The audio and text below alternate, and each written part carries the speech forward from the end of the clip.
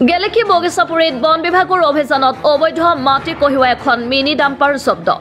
বন বিভাগে মাটিসহ ডাম্পাৰখন চমচাই দিয়ে গেলেকি আৰক্ষীক ৰাজ্যৰ বিভিন্ন প্ৰান্তৰ লগতে নাজৰাতো অবৈধ খননৰ বিৰুদ্ধে বন বিভাগৰ অভিযান অব্যাহত আছে গেলেকি বগিচাপুৰীত বন বিভাগৰ অভিযানত অবৈধ মাটি কঢ়িওৱা এখন মিনি ডাম্পাৰ জব্দ মিনি ডাম্পাৰখনৰ নম্বৰ হৈছে AS04BC 7905 বুলি জানিব পৰা গৈছে গেলেকি বন বিষয়া হিৰণ্য বৰুৱাৰ নেতৃত্বৰ তহলদাৰী বনৰক্ষী বাহিনীয়ে বগিচাপুৰী অঞ্চলৰ পৰা অবৈধ মাটি ভৰ্তি ডাম্পাৰখন জব্দ কৰি গেলেকি আৰক্ষী থানাত চমচাই দিয়ে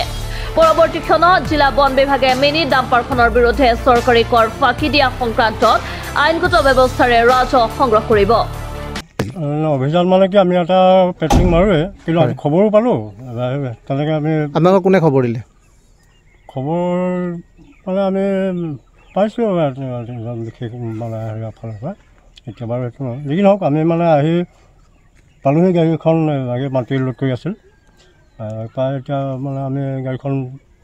বিভাগীয় নিয়ম অনুসৰি গাড়ীখন জব্দ কৰি আমি এতিয়া মানে বিভাগীয় হেৰিয়ালৈ লৈ যাম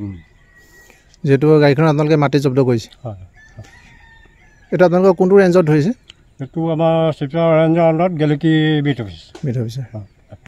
শিৱসাগৰৰ পৰা ফাৰহান লস্কৰৰ ৰিপৰ্ট এনি লাইভ